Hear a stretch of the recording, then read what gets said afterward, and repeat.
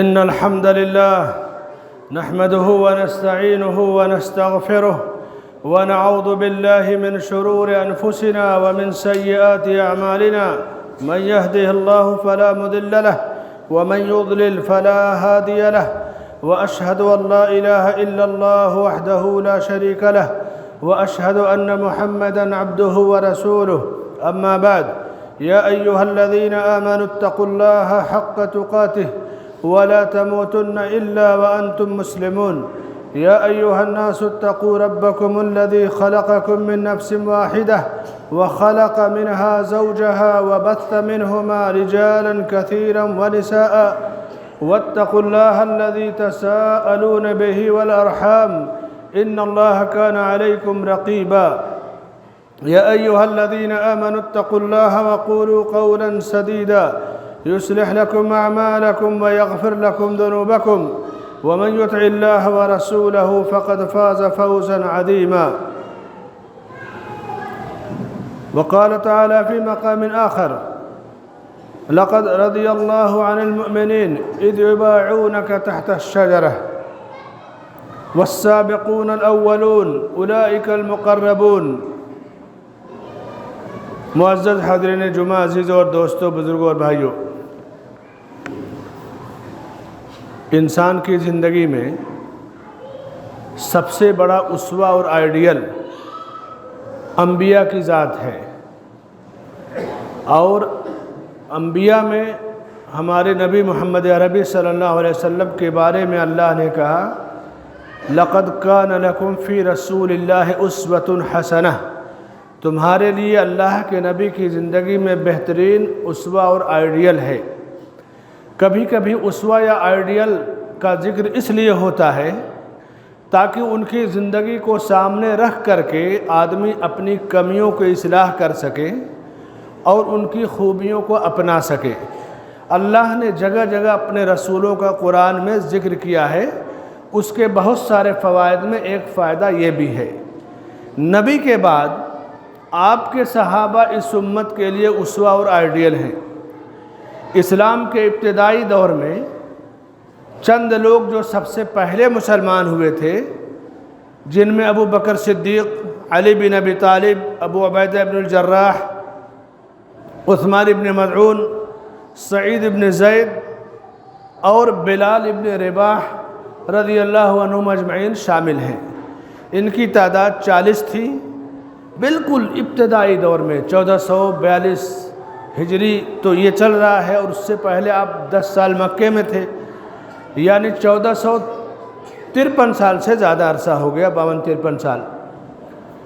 چھپ کر کے لوگ اسلام کی دعوت دیتے تھے، نمازیں چھپ کر پڑھی جاتی تھیں. بڑا کٹھن دور تھا. جن میں چند لوگ پہلے اسلام لائے، ان میں حضرت بلال ابن رباح بھی تھے رضی اللہ تعالی عنہ.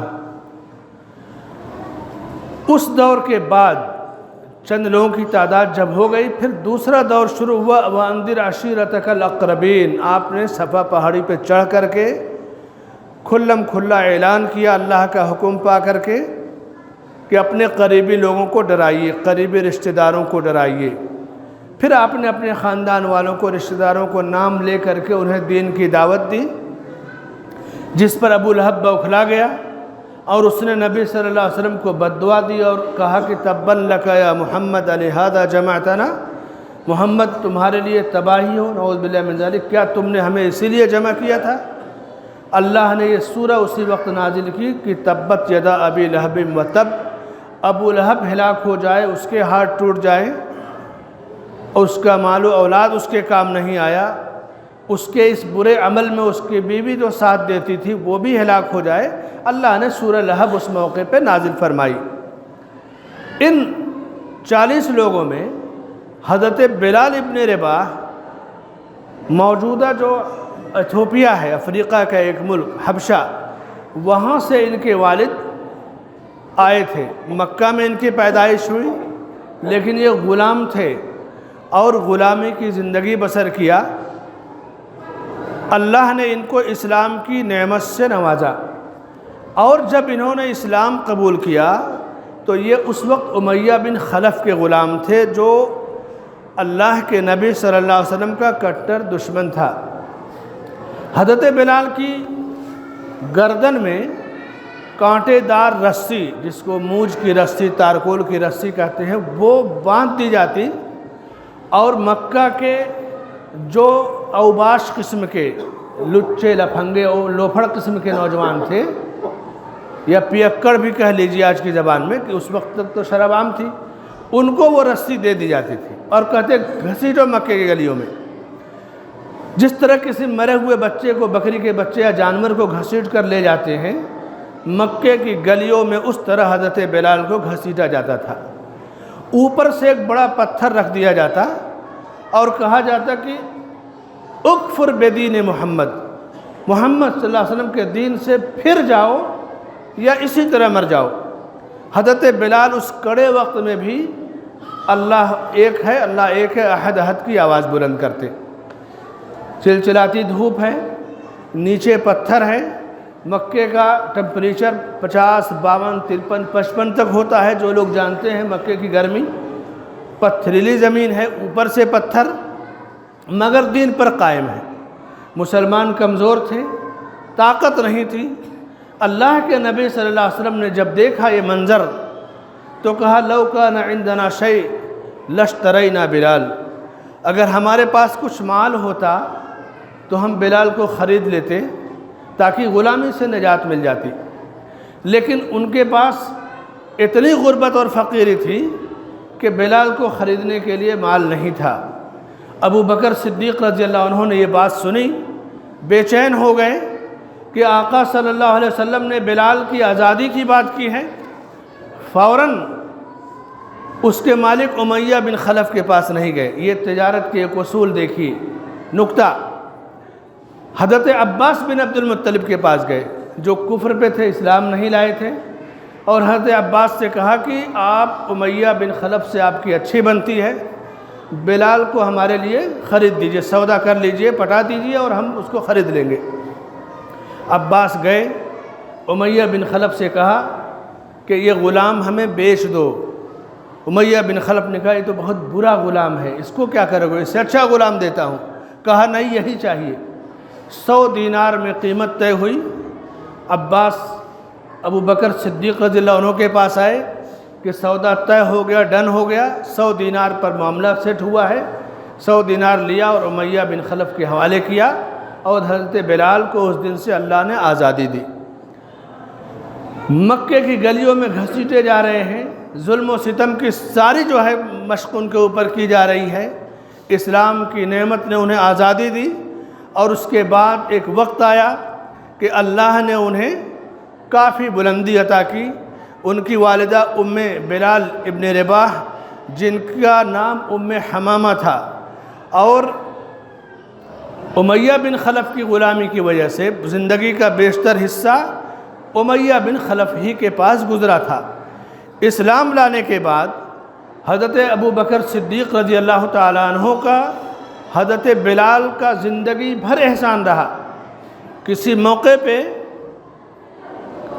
حضرت بلال کو کسی نے فوقیت دینی چاہی حضرت ابو بکر صدیق پہ، تو حضرت بلال رونے لگے اور کہا کہ انما انا حسنۃ من حسناتہ، لوگوں تم مجھ کو صدیق سے افضل کہنے کی بات کر رہے ہو، میں تو صدیق کی بہت ساری نیکیوں کا ایک حصہ ہوں، نہ جانے کتنی نیکیاں ان کے نام علم میں اللہ تعالیٰ نے لکھی ہے۔ ہجرت کا سفر طے ہوا، نبی صلی اللہ علیہ وسلم مدینہ گئے۔ سن 2 ہجری کا جب وقت آیا، سن 2 ہجری میں عبداللہ بن زید نے ایک خواب دیکھا کہ خواب میں ایک فرشتہ ہے جس کے ہاتھ میں ایک ناقوس گھنٹا ٹائپ ہے۔ کہا کہ یہ ہمیں دے دو۔ اس نے کہا تم کیا کرو گے؟ کہا کہ اس سے ہم اذان کے لیے لوگوں کو بلائیں گے، مسجد میں آنے کے لیے آواز دیں گے۔ تو کہا میں اس سے بہتر چیز بتاتا ہوں۔ اس فرشتے نے انہیں اذان کے کلمات بتائے۔ صبح ہوئی، عبداللہ بن زید رضی اللہ عنہ نبی صلی اللہ علیہ وسلم کی خدمت میں حاضر ہوئے کہ میں نے ایسا خواب دیکھا ہے۔ کہا بڑا پیارا خواب ہے، یہ اذان کے کلمات ہیں، تم بلال کو سکھا دو، ان کی آواز بڑی بلند ہے۔ اور وہاں سے حضرت بلال رضی اللہ عنہ جب سے اذان فرض ہوئی، اذان شروع ہوئی، دنیا کے پہلے مؤذن رسول بلال رضی اللہ عنہ قرار پائے۔ یہی خواب عمر بن خطاب رضی اللہ عنہ نے بھی دیکھا، تھوڑی دیر کے بعد انہوں نے بھی اس واقعے کو بتایا۔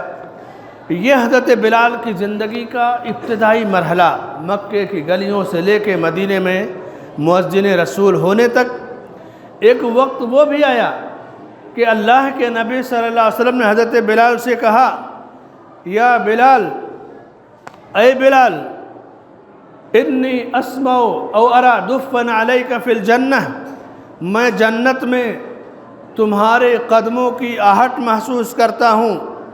اور دوسری روایت ترمذی کی صحیح سند سے ہے کہ حضرت بلال رضی اللہ عنہ کو اللہ کے نبی صلی اللہ علیہ وسلم نے ایک مرتبہ صبح فجر کے بعد اپنے پاس بلوایا اور پوچھا، سوال کیا، بما سبقتنی الجنہ، ما دخلت الجنة الا سمعت خشخشتک امامی۔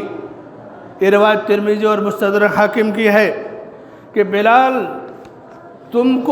تمہارا کون سا عمل اللہ کو اتنا پسند آیا کہ میں جب بھی جنت میں جاتا ہوں تو تمہارے قدموں کی آہٹ محسوس کرتا ہوں۔ جب آدمی جوتے پہن کر چلتا ہے تو جوتے زمین پہ رکھتے اور ٹک ٹک کی آواز آتی ہے، کہا وہ آواز جوتوں کی میرے آگے آگے محسوس ہوتی ہے۔ یہ بلال کا مقام ہے۔ بما سبقتنی الجنہ، جنت میں مجھ سے کس وجہ سے تم اتنے آگے آگے جا رہے ہو، کون سا عمل ہے ذرا بتاؤ۔ نیکی اور بھلائی امت کو نبی نے سکھائی، ایک امتی سے اس کا عمل پوچھا۔ حضرت بلال نے کہا، اللہ کے نبی صلی اللہ علیہ وسلم، کوئی مخصوص عمل تو نہیں ہے میرے پاس، جو کچھ ہے میں نے آپ ہی سے سیکھا ہے۔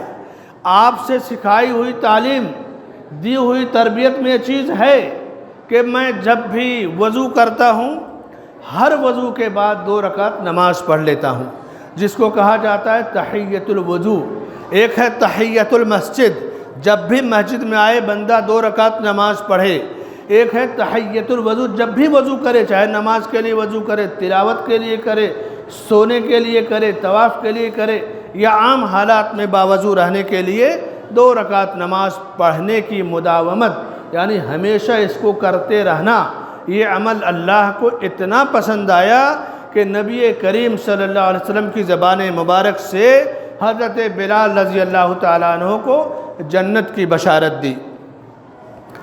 ترمذی اور مستدرک حاکم میں اللہ کے نبی صلی اللہ علیہ وسلم فرماتے ہیں کہ اشتاقت الجنت الی 3، علی و عمار و بلال۔ 3 قسم کے لوگ ہیں، 3 لوگ ایسے ہیں کہ جنت ان کی تمنا کرتی ہے۔ انسان تمنا کرتا کہ اللہ مجھے جنت دے دے، ہر آدمی کی تمنا کہ اللہ جنت دے دے، جہنم سے بچا لے، لیکن جنت ان 3 مہمانوں کی تمنا کرتی ہے کہ اللہ یہ تینوں میرے پاس ضرور آئیں۔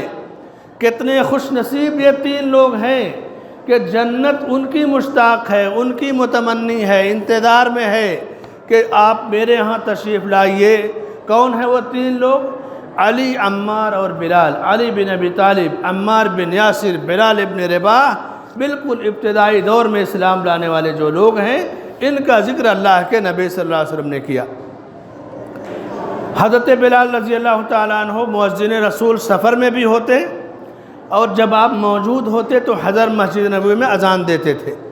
ایک مرتبہ ایک سفر سے آپ واپس تشریف لا رہے تھے، ایک جگہ آپ نے قیام کیا، لوگوں سے کہا آرام کرو، اور حضرت بلال رضی اللہ عنہ سے کہا کہ تمہاری ذمہ داری ہے کہ لوگوں کو فجر کے لیے جگا دینا، اذان دینا اور جگا دینا۔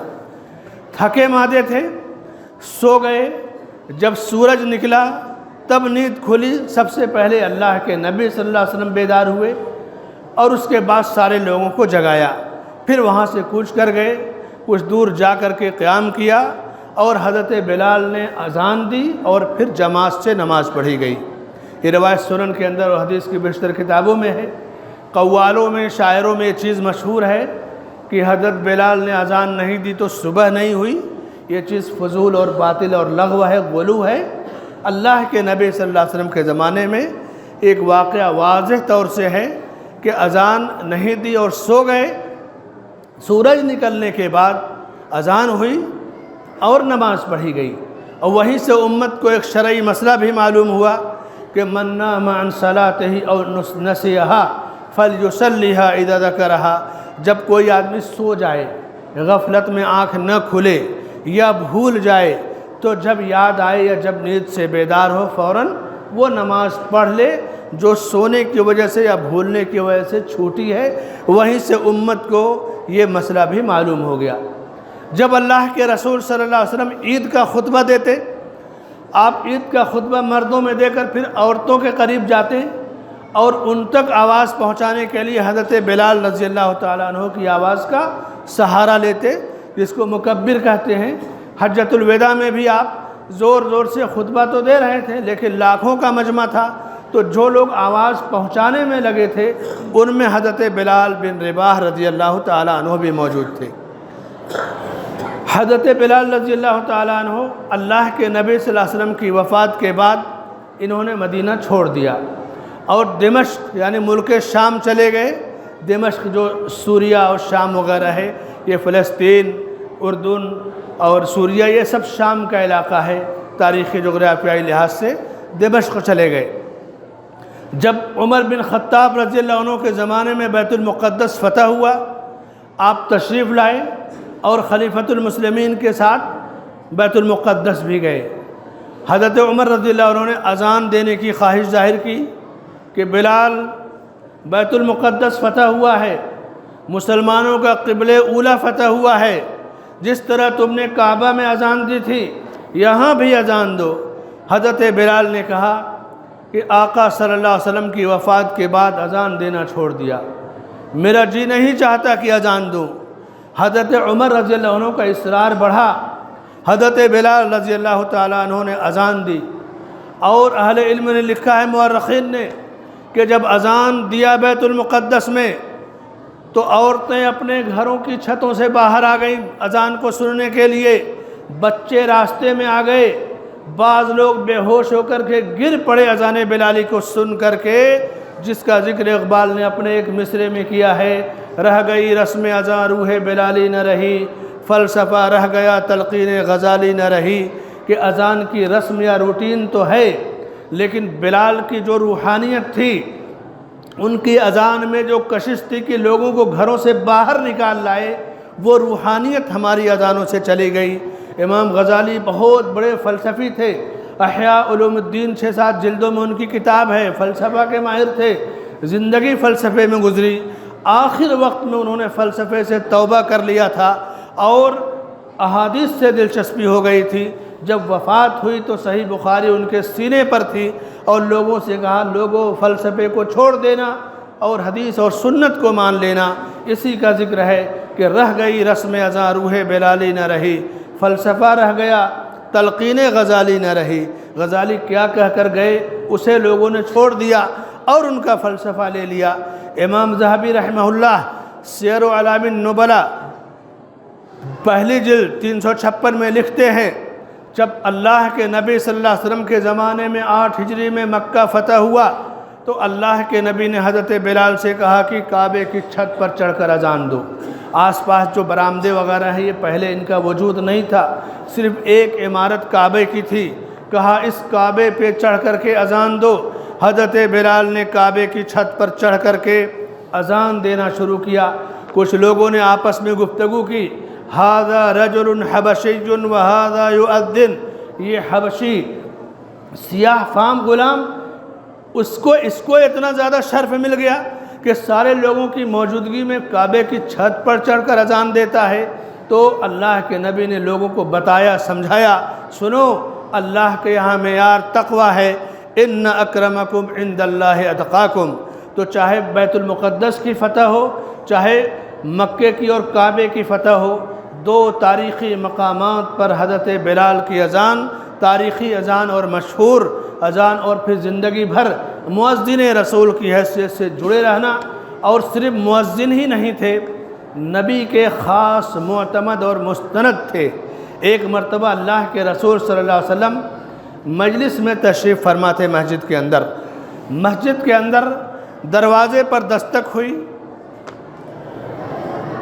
آپ نے کہا بلال سے دیکھو کون ہے۔ حضرت بلال گئے، دیکھا، کہا کہ زینب وامرأۃ انصاریہ، ایک زینب ہیں اور دوسرے انصاری عورت ہیں۔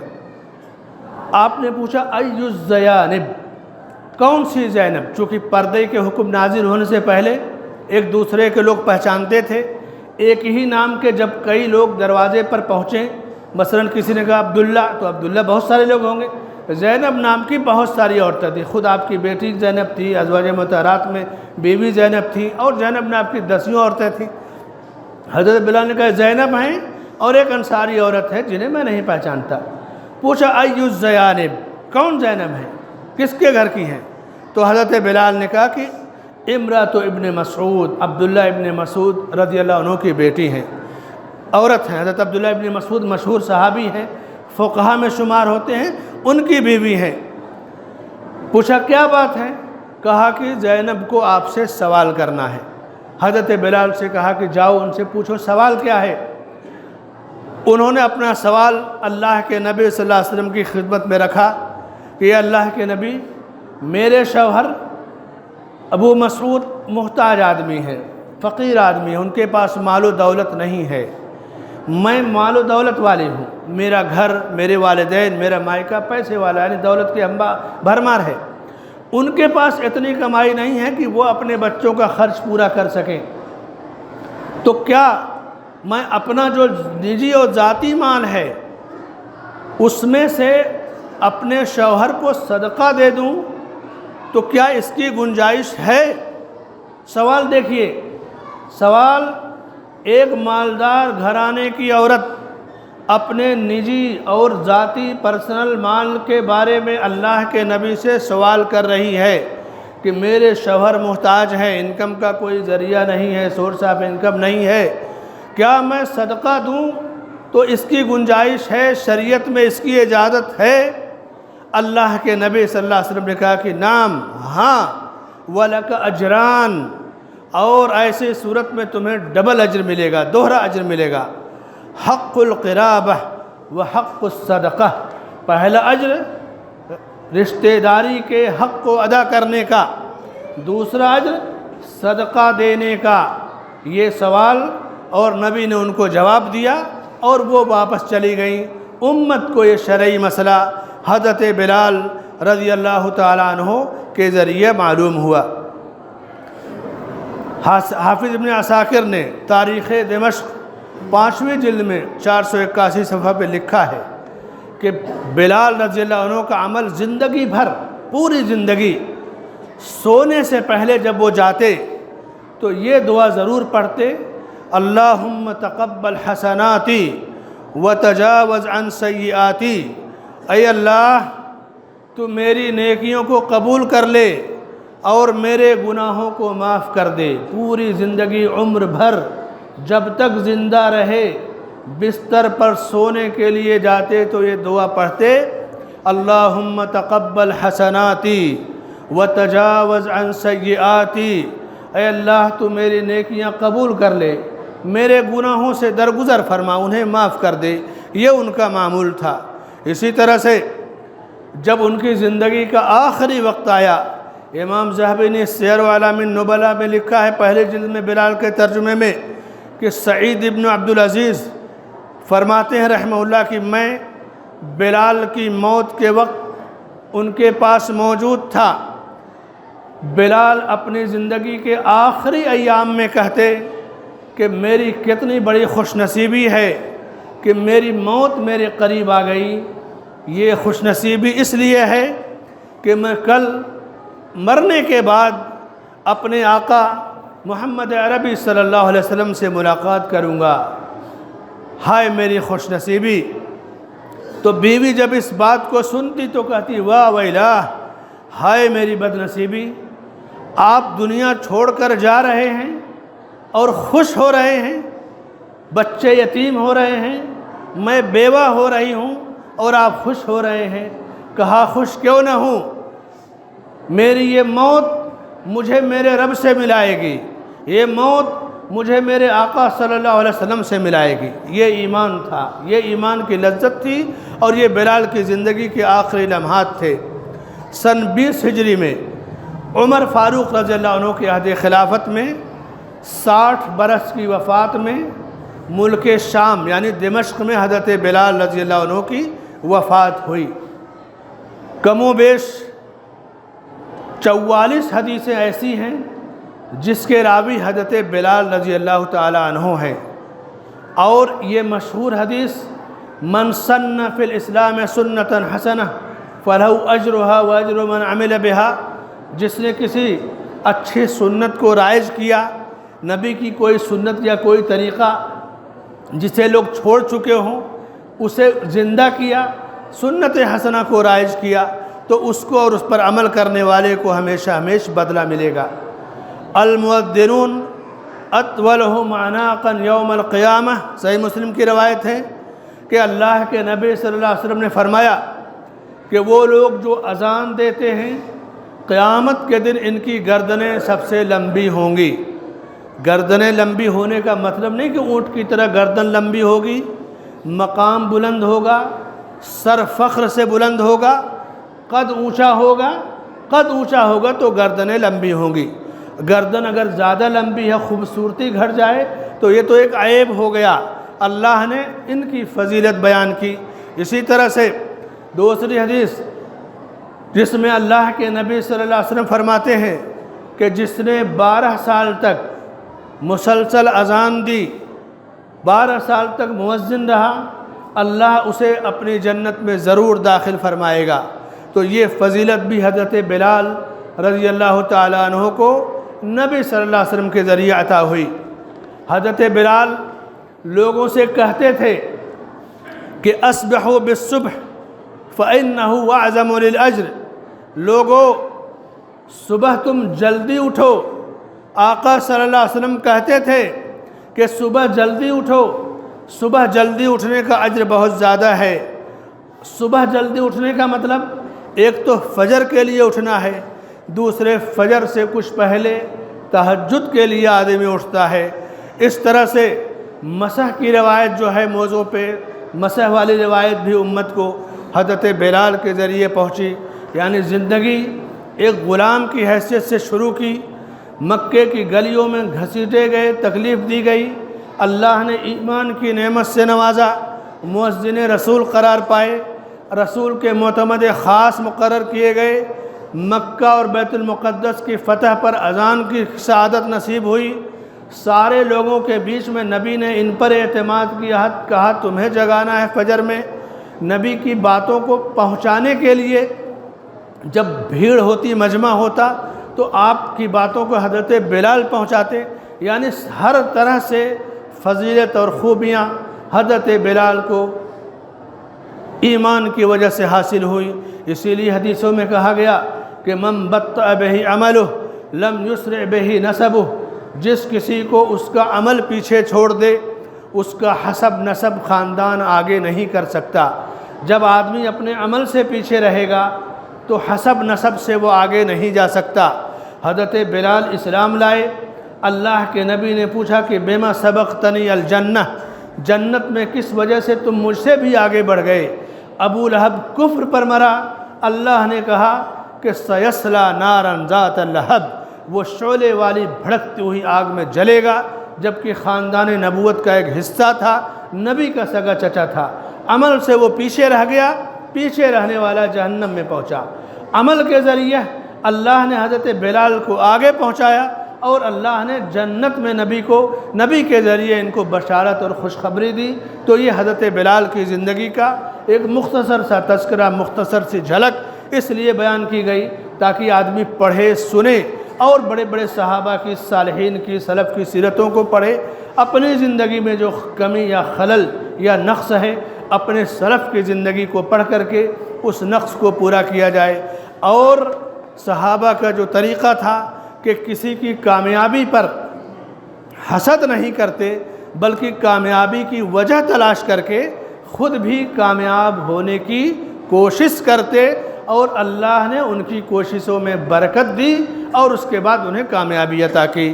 اللہ سے دعا ہے کہ اللہ تعالی ہمیں اپنے نبی کے صحابہ کے نقش قدم پر چلنے کی توفیق بخشے، اور بلال ابن رباح رضی اللہ عنہ جیسے صحابی کی زندگی کو ہمیں اپنی زندگی میں اسوہ اور آئیڈیل کے طور پہ اپنانے کی توفیق عطا فرمائے، اور حضرت بلال اور نبی کے سارے صحابہ پہ اپنی رحمتیں نازل فرمائے، اللہ ان سے راضی ہو جائے، اور ہمیں بھی قیامت کے دن ان کی رفاقت نصیب فرمائے، جنت الفردوس میں ان کی معیت نصیب فرمائے، آمین۔ بارک اللہ لی ولکم فی القرآن والسنہ، واستغفر اللہ لی ولکم ولسائر المسلمین من کل ذنب فاستغفروہ انہ هو الغفور الرحیم۔